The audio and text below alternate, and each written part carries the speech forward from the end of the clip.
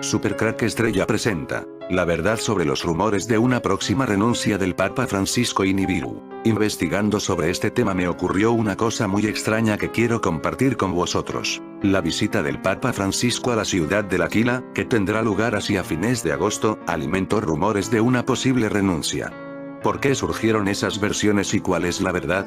Aquí te lo contamos. Francisco expresó su intención de visitar L'Aquila en agosto para una fiesta asociada con el Papa Celestino V, el último papa en renunciar antes que el Papa Benedicto XVI. Por esta razón, se piensan que el 28 de agosto el Papa Francisco podría renunciar, ya que esta sería una visita simbólica para su posible renuncia. Me puse a investigar, y lo primero que quise ver era dónde está situado en el Google Earth, L'Aquila, y puse Basílica de L'Aquila, Santa María de Collemaggio, y adivinas dónde me mando el Google Earth, a la Antártida. Normalmente cuando hay un error en el Google Earth, no sale nada, se queda un color amarillo de error, pero me mando a la Antártida. Recordar que puse todo esto: Basílica di Santa María di Collemaggio, Piazzale Collemaggio, L'Aquila, Italia. ¿Tendrá esto algún misterio, o simplemente el Google Earth se volvió loco, y porque de todos los lugares del mundo me mando precisamente a la Antártida?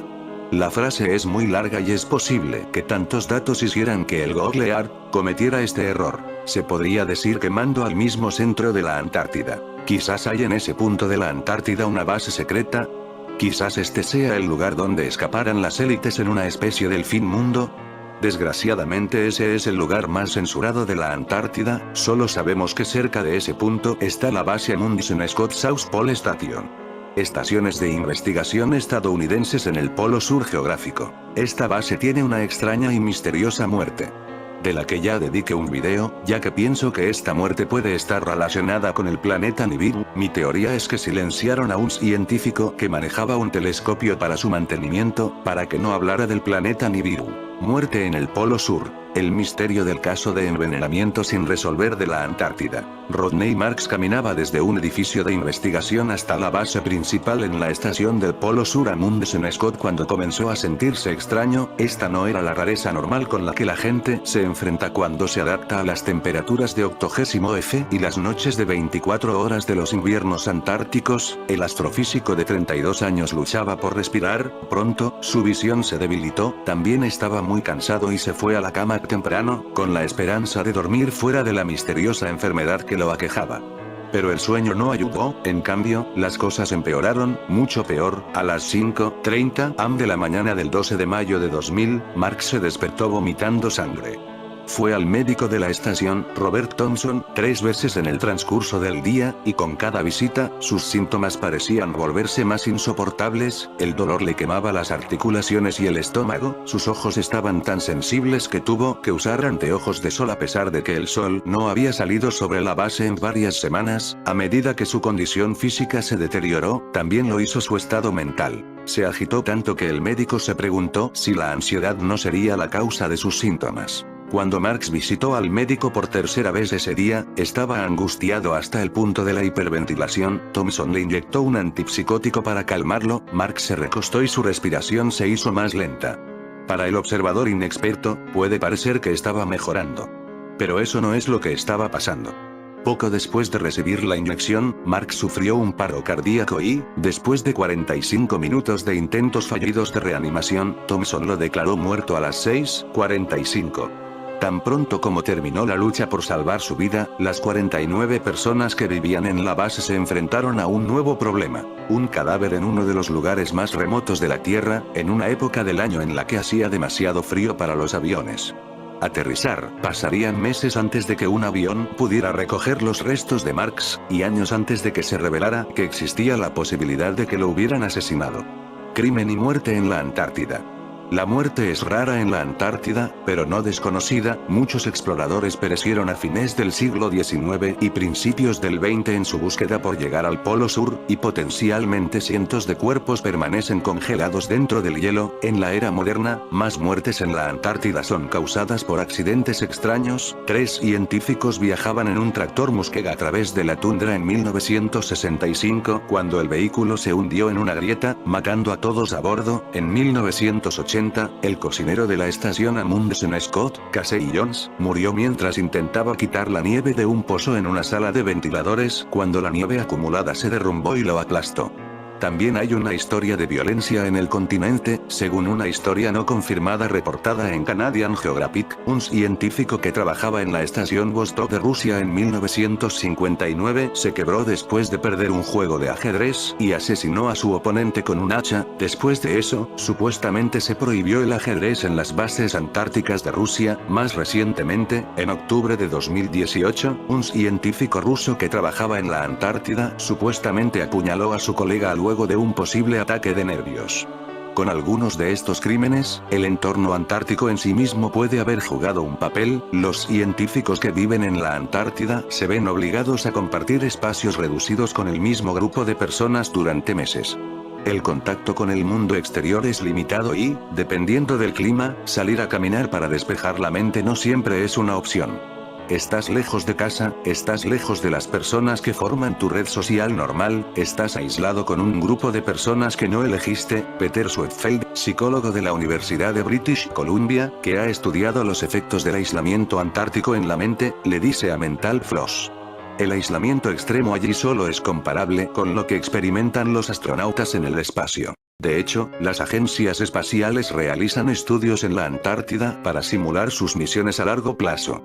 Además de lidiar con el aburrimiento y la claustrofobia, los investigadores en la Antártida se están adaptando al día o la noche constantes. Cuando el ritmo circadiano de alguien, el sistema biológico regido por el día de 24 horas, se interrumpe, los efectos negativos se sienten tanto en el cuerpo como en la mente. Según un estudio, las personas con ciclos circadianos interrumpidos tienen más probabilidades de exhibir comportamientos agresivos.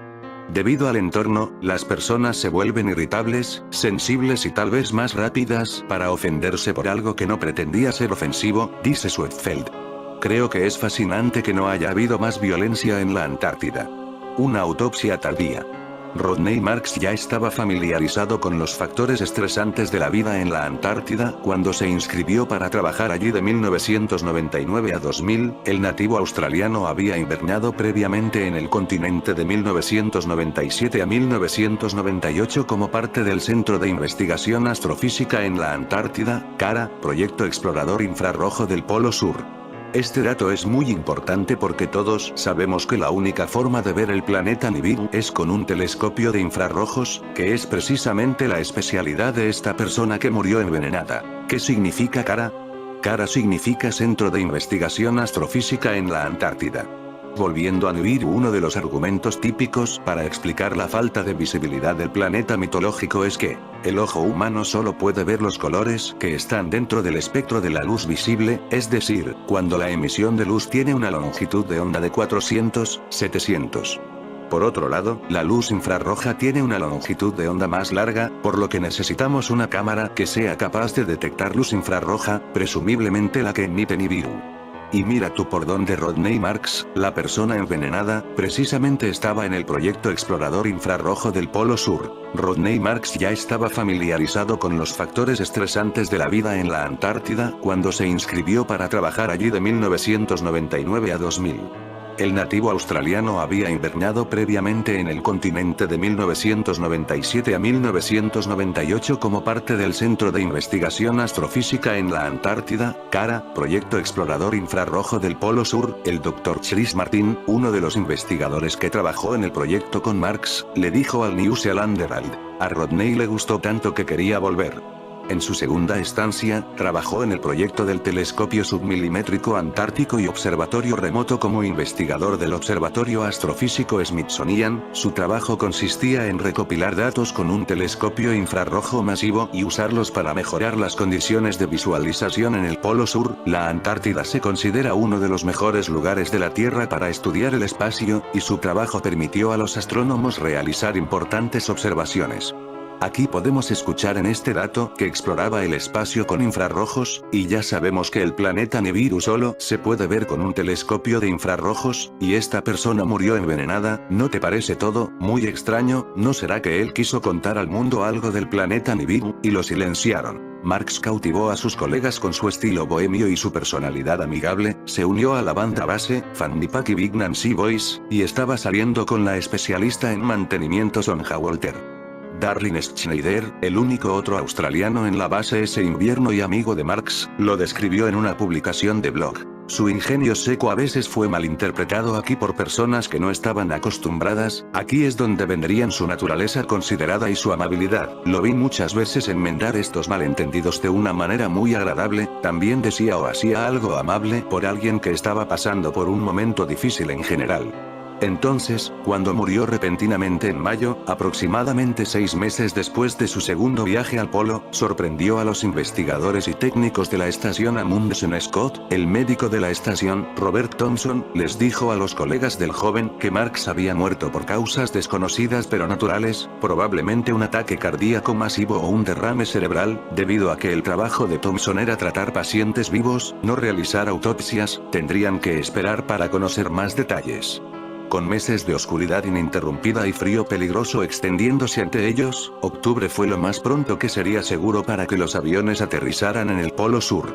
Mientras tanto, las personas que vivían en la base usaban el exceso de horas de sus días para recolectar restos de roble y cortarlos y pulirlos en un ataúd, cargaron el cuerpo de Marx en el ataúd improvisado y lo pusieron a descansar temporalmente en el almacenamiento de la base, donde el clima gélido preservaría sus restos hasta el final del invierno. El 30 de octubre, un avión transportó el cuerpo desde la estación Amundsen Scott hasta Christchurch, Nueva Zelanda, donde el patólogo forense Dr. Martin Sage finalmente pudo realizar una autopsia.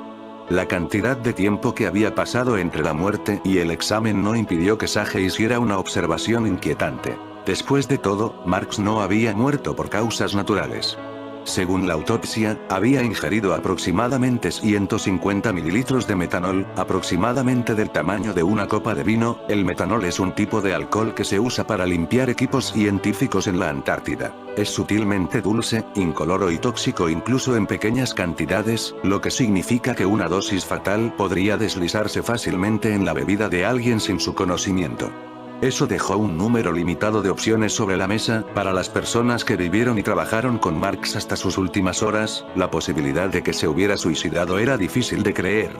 Había prosperado en la dura belleza de la Antártida, estaba haciendo una investigación importante en el observatorio, y cuando no estaba trabajando, tenía a sus amigos y Walter, con quien había planeado casarse, para hacerle compañía, pero si Marx no se hubiera envenenado, eso dejó a sus colegas con la inquietante posibilidad de que hubieran compartido una casa con un asesino durante más de medio año. Una investigación no concluyente. Debido a que la Antártida se rige por un tratado firmado por 54 naciones, manejar los delitos allí puede ser un dolor de cabeza. Marx era de Australia y había trabajado para una estación estadounidense, pero murió en la dependencia de Ross, un territorio de la Antártida reclamado por Nueva Zelanda. Para octubre, Nueva Zelanda se había hecho cargo del trabajo de investigar el incidente. Si bien el forense de Christchurch inició una investigación inicial en 2000, la investigación tardó años en completarse e involucró varias audiencias. El detective sargento mayor Grant Wormald analizó 4 posibles causas de muerte. Marx bebió el metanol accidentalmente. Lo bebió para divertirse. Lo bebió para matarse. O alguien más había enriquecido su bebida. En 2006, Wormald declaró que el suicidio era la explicación menos probable de la muerte del joven científico, citando su prometedora carrera y relación. Era más plausible que Marx hubiera ingerido el solvente para drogarse y accidentalmente tuviera una sobredosis. Era un gran bebedor y se sabía que usaba alcohol para hacer frente a su síndrome de Tourette. Pero Wormald vio esto como una prueba más de que no había bebido el metanol a propósito. Marx tenía acceso a una gran cantidad de alcohol en la base si quería automedicarse, y como un bebedor experimentado, habría sabido el riesgo de beber sustancias desconocidas. Cuando se enfermó, actuó tan desconcertado como el resto de la tripulación, sugiriendo que no tenía idea de que había veneno dentro de su cuerpo. Wormald concluyó: desde mi punto de vista, lo más probable es que el Dr. Marx ingirió el metanol sin saberlo, pero cómo exactamente el metanol entró en el sistema de Marx, y si no fue un accidente, ¿quién podría habérselo dado? Seguía siendo un misterio.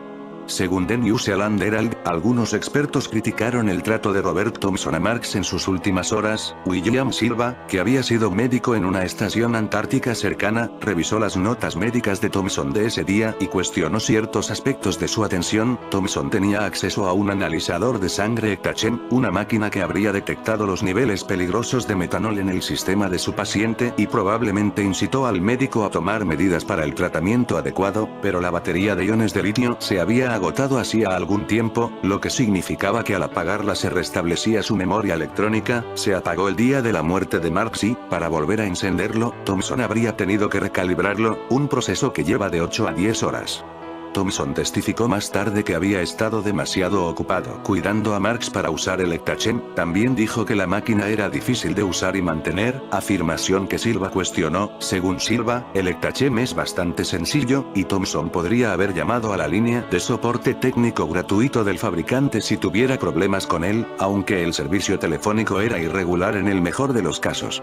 Thomson nunca respondió al testimonio de Silva, fue imposible ponerse en contacto con él durante las últimas etapas de la investigación, ya que aparentemente se había salido de la red, nunca fue acusado de ningún delito. Thomson no pudo ser contactado para hacer comentarios. Según los informes, la Fundación Nacional de Ciencias, NSF, la organización estadounidense que administra la estación Amundsen Scott, hizo poco para aclarar las cosas. Cuando Wormald solicitó informes sobre la muerte de Marx, la NSF, según se informa, no se comunicó y dijo que no tenía ningún informe que fuera relevante para su investigación. Según los informes, la fundación también ignoró sus solicitudes cuando solicitó los resultados de las pruebas de laboratorio realizadas en la escasa evidencia recopilada de la habitación y la estación de trabajo de Marx antes de que fueran limpiadas. La NSF niega la caracterización de Wormald sobre cómo manejó la investigación. En una declaración a Mental Floss, un representante dijo: la NSF cooperó constantemente con la Oficina Forense de Christchurch y la Policía de Nueva Zelanda para abordar esta trágica situación. El Dr. Marx fue un miembro importante de la comunidad de investigación antártica. NSF continúa ampliando su más sentido pésame a su familia, amigos y compañeros.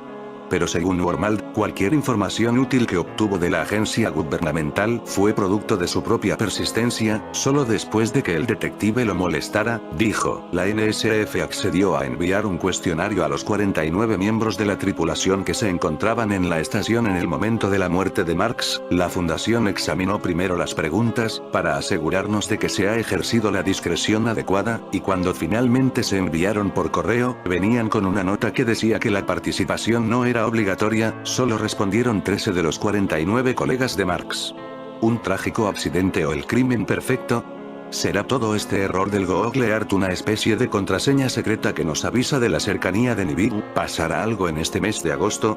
Al mismo tiempo, se afirma que Nibiru es un planeta, por lo tanto, debe reflejar la luz visible del Sol, y no una estrella que emite luz. Pero significa que, aunque no lo hayamos detectado, no está allí.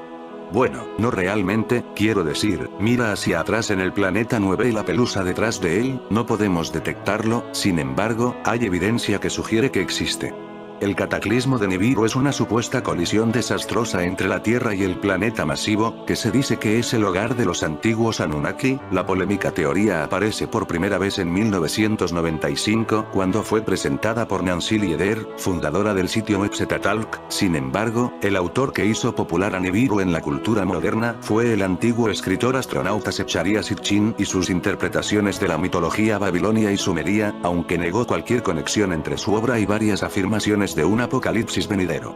En el libro 12 de Sitchin, el autor revisa textos antiguos de la religión de Mesopotamia, como un planeta gigante, llamado Nibiru Marduk, pasa por la Tierra cada 3600 años, permitiendo a sus habitantes inteligentes interactuar con la humanidad. Sitchin identificó a estos seres con los Anunnaki en la mitología sumeria y afirmó que eran los primeros dioses de la humanidad, los seres alienígenas que nos crearon. Como lo explica Sitchin, Nibiru, conocido como el 12º planeta, como afirmaba Sitchin, la interpretación del sistema solar que los sumerios habían dado en los dioses contaba los 8 planetas, además de Plutón, el Sol y la Luna, era el hogar de una raza extraterrestre tecnológicamente avanzada llamada Anunnaki en el mito sumerio, que los estados Sitchin se llaman Nepilim en Génesis. La ciudad de L'Aquila es el lugar donde está enterrado el Papa Celestino V. Este sumo pontífice, cuyos restos descansan en la Basílica de l'Aquila Santa María de Collemaggio, dirigió la Iglesia Católica durante solo 5 meses antes de su renuncia el 13 de diciembre de 1294. Ahora bien, si Celestino V renunció hace más de 700 años, ¿por qué cobra relevancia actualmente? Cuando Benedicto XVI se convirtió en el primer papa en renunciar en casi 600 años en 2013, los observadores del Vaticano recordaron que había visitado la tumba de Celestino V años antes. Durante su viaje el 28 de abril de 2009, dejó su palio, la vestidura de lana blanca que se entrega a los arzobispos metropolitanos, sobre la tumba. En retrospectiva, los comentaristas sugirieron que estaba indicando su intención de renunciar. Ahora bien, el Papa Francisco tiene programado viajar a l'Aquila el domingo 28 de agosto, el día después de crear 21 nuevos cardenales. Después del viaje, se reunirá con miembros del Colegio Cardenalicio para discutir la nueva constitución del Vaticano, que entró en vigor el 5 de junio. Los 3 eventos, el consistorio que crea nuevos cardenales, el viaje a l'Aquila y el consistorio extraordinario, están teniendo lugar durante lo que normalmente es un mes tranquilo en el Vaticano. Todo ello contribuye a alimentar rumores sobre una posible renuncia, pero tales conjeturas no tienen fundamento. El Papa Francisco visitará la ciudad de l'Aquila para abrir una puerta santa, el primer papa en abrirla allí desde hace 728 años. El motivo es que en los días 28 y 29 de agosto, los católicos peregrinan a l'Aquila para participar en un evento llamado Perdón Celestino. El año pasado, luego de la cirugía de colon a la que se sometió el Santo Padre, también proliferaron rumores de una próxima renuncia. Los problemas de salud del Papa en 2022, que lo obligaron a usar una silla de ruedas para eventos públicos, desencadenaron más conjeturas. Sitchin escribió que evolucionaron luego de que Nibiru ingresara a nuestro sistema estelar, y vinieron a la Tierra hace unos 450.000 años, buscando minerales, específicamente oro, que encontraron y extrajeron en África. Sitchin afirma que estos dioses fueron los trabajadores de base de la expedición colonial a la Tierra desde el planeta Nibiru. Sin mucha cooperación de la Fundación Nacional de Ciencias y sin pistas sólidas, la investigación no pudo avanzar. Se esfumó por completo en 2008 cuando el forense Richard Mselrea publicó un informe que decía que no se podían sacar conclusiones de una forma u otra sobre las circunstancias que rodearon el envenenamiento de Marx, referencia a un informe de 2000 basado en las notas médicas sobre el caso, que decían que no había motivo para sospechar de homicidio o envenenamiento accidental. Mselrea escribió: respectivamente, no estoy de acuerdo con que el envenenamiento accidental e incluso el juego sucio puedan ignorarse adecuadamente sin una investigación completa y adecuada. Su conclusión principal fue que la desorganización del caso indicó una necesidad urgente de establecer reglas integrales de investigación y responsabilidad por las muertes en la Antártida sobre una base justa y abierta. Fuera de los foros de internet sobre crímenes reales, nunca ha surgido una idea clara de lo que le sucedió a Marx. No tenía enemigos conocidos en la estación Amundsen Scott, y no había pruebas que implicaran a ninguno de los trabajadores de la base en un delito. Con la investigación sobre su muerte generando más preguntas que respuestas, la historia de Rodney Marx ocupa un lugar extraño en la historia de las tragedias antárticas. Conducir en rutas aprobadas puede reducir el riesgo de caer en una grieta, y prohibir el ajedrez puede detener las peleas relacionadas con el juego, pero este incidente en particular no dejó un camino obvio para evitar que sucedan en el futuro. Ni siquiera está claro si la muerte de Marx debe agruparse con los extraños accidentes de la Antártida o los raros actos de violencia. El científico australiano murió, después de 36 horas de enfermedad grave, el 11 de mayo de 2000, y se descubrió que había sido víctima de envenenamiento por metanol. Desde entonces, la policía de Nueva Zelanda se ha esforzado por descubrir cómo se administró el veneno, un solvente utilizado como agente de limpieza. Telescopio submilimétrico antártico sur. El caso ha permanecido envuelto en misterio y controversia, ya que solo 13 de los 49 empleados, la mayoría estadounidenses, en la estación de investigación Scott Amundsen han cooperado en la investigación. Y en la investigación sobre la muerte de Marx, finalmente celebrada el mes pasado, el investigador principal, el sargento mayor Grant Wormald, reveló que era muy poco probable que el científico hubiera ingerido a sabiendas el metanol que lo mató. Los comentarios sugirieron que Marx, que había estado trabajando en el telescopio submilimétrico antártico, había sido envenenado deliberadamente o fue víctima de una broma o un acto de negligencia criminal. La estación de investigación Scott Amundsen, el puesto avanzado humano más solitario del mundo, en la oscuridad durante la mitad del año y barrido por fuertes vendavales, puede haber sido el escenario de una novela policíaca antártica. Localización de Hercolubus por el satélite IRAS. El 25 de enero de 1983 fue lanzado al espacio el satélite IRAS, Infrared Astronomical Satellite, un proyecto conjunto de las agencias espaciales de los Estados Unidos, Reino Unido y los Países Bajos. Su objetivo principal consistió en realizar un escáner completo del cielo a longitudes de onda infrarroja, un tipo de luz que no podemos ver con nuestros ojos, pero que nos da información sobre la temperatura de un objeto. Para conseguir el objetivo necesitó 10 meses y finalmente se desintegró en la reentrada a la atmósfera terrestre el 21 de noviembre de aquel mismo año. Durante su periplo, en una órbita polar a 560 millas de la Tierra, el satélite IRAS rastreó 4 veces seguidas, casi el 100% del cielo, utilizando longitudes de onda de 12, 25, 60 y 100 micrómetros, con resoluciones de entre 0,5 y 2 minutos de arco. La astronomía infrarroja es la detección y el estudio de la radiación infrarroja, energía térmica, emitida por todos los objetos del universo. Todo cuerpo que tiene una temperatura por encima del cero absoluto irradia ondas en la banda infrarroja. La astronomía infrarroja es un excelente método para el estudio del universo, en una gama de longitudes de onda de 1 a 300 micrómetros, un micrómetro o micrón es la millonésima parte de un metro.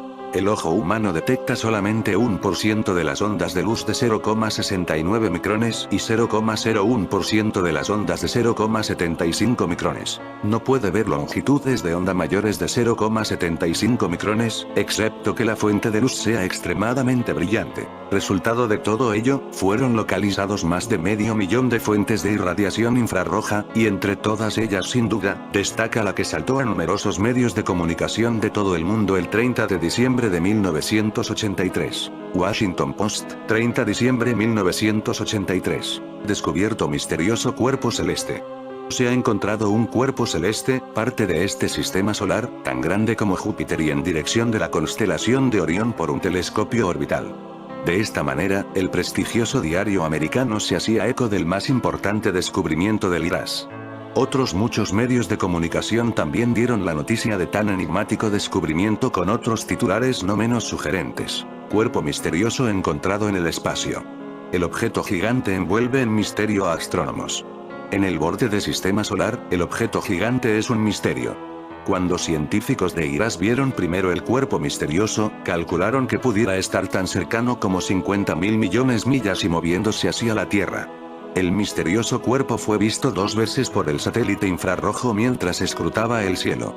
En la segunda de las ocasiones, 6 meses después de la primera, el enigmático objeto no se había movido del punto de localización inicial, fijado en el borde occidental de la constelación de Orión, con lo que se descartó de inmediato la posibilidad de que fuera un cometa, y más aún por el enorme tamaño que parecía reflejar, ligeramente superior al de Júpiter.